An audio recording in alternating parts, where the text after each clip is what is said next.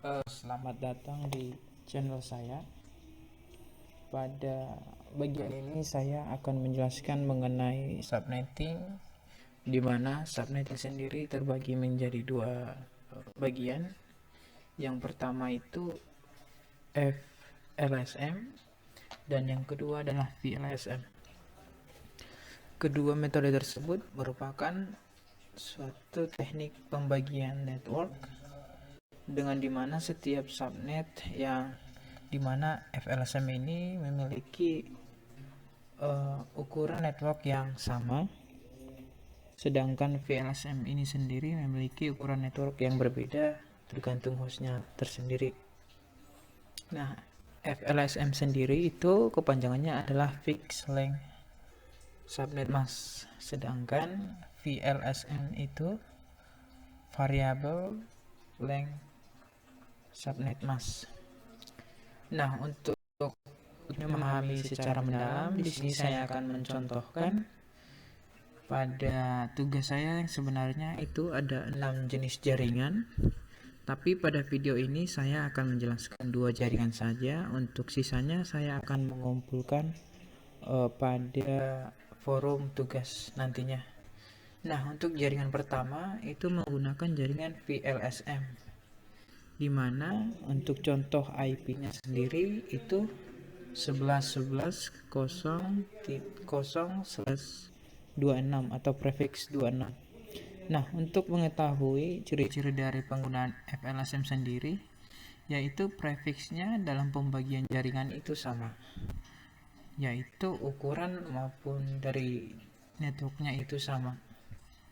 Nah, untuk VLSM pada jaringan 4 ini memiliki prefix yang berbeda, di mana aturannya ialah prefix yang paling memiliki host yang paling banyak, kemudian dikelompokkan menjadi lebih kecil, di mana kalau untuk pengelompokan jaringan yang lebih kecil itu maka prefixnya semakin besar. Misal dari prefix 25 ke prefix 26, kemudian ke prefix 27. Nah, pada contoh pertama ini di IP 11.11.0.0/26 untuk IP network pada yang pertama itu ialah 11.11.0.0, sedangkan untuk host jumlah IP yang digunakan pada slash 26 ini adalah 64 host. Nah, untuk real host IP yang bisa digunakan yaitu 62 host, di mana host yang pertama di awal dan host yang terakhir itu digunakan sebagai IP network dan IP broadcast. Nah, untuk IP networknya sendiri bisa dilihat, sedangkan untuk IP broadcastnya yaitu 11.11.0.63, di mana rentan dari IP network ke IP broadcast ini ialah totalnya 64 host. Sedangkan untuk IP startnya setelah IP network dan IP endnya sendiri yaitu sebelum dari IP broadcast maupun jumlah real host IP yang bisa digunakan. Nah, untuk bagian keduanya, untuk pengelompokan di bagian kedua, yaitu kita bisa melanjutkan IP network setelah IP broadcast dari jaringan yang pertama, yang ini IP broadcast 63, kemudian untuk melanjutkan IP-nya yaitu di titik 64. Kemudian untuk rentan yang bisa digunakan yaitu 64 host termasuk IP network dan IP broadcast, sehingga untuk IP broadcast pada kategori 2 ini yaitu 127, di mana jika dijumlahkan titik 64 ke 127 itu yaitu jumlah hostnya yaitu 64, sedangkan real host IP yang digunakan sama yaitu 62 host IP. Berarti untuk IP startnya setelah IP network pada kategori 2 dan untuk IP endnya sebelum IP broadcast pada kategori 2 bisa dilihat pada gambar.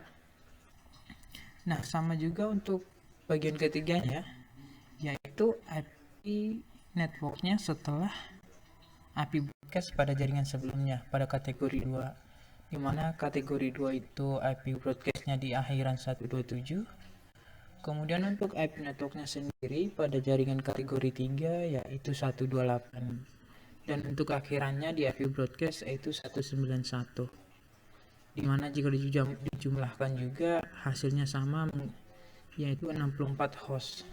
Nah, untuk IP start dan end-nya sama juga, dimana IP start itu setelah IP network, kemudian IP end-nya sebelum IP broadcast pada jaringan kategori ketiga ini.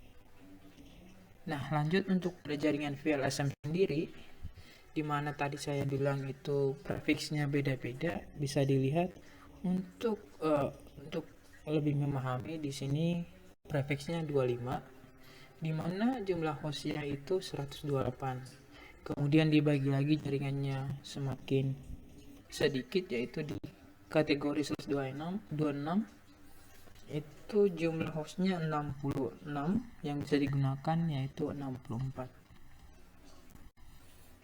Maaf, ini salah, ini 100, ini 62. Sedangkan jumlah host yang pada kategori ini 64, real host yang bisa digunakan adalah 62. Nah, bisa dilihat pada contoh ini, IP yang digunakan pada jaringan VLSM ini adalah 175.0.0.0/25. Untuk pada jaringan kategori 1 yaitu di titik 175.0.0.0. Kemudian untuk IP broadcastnya yaitu 175.0.0.127, dimana jika dijumlahkan IP networknya ke IP broadcast itu jumlah hostnya itu adalah 128. Kemudian untuk real hostnya itu digunakan untuk IP start sampai dengan IP end, dan begitu juga untuk seterusnya. Di nextnya saya akan menjelaskan implementasinya pada aplikasi Cisco Packet Tracer. Terima kasih.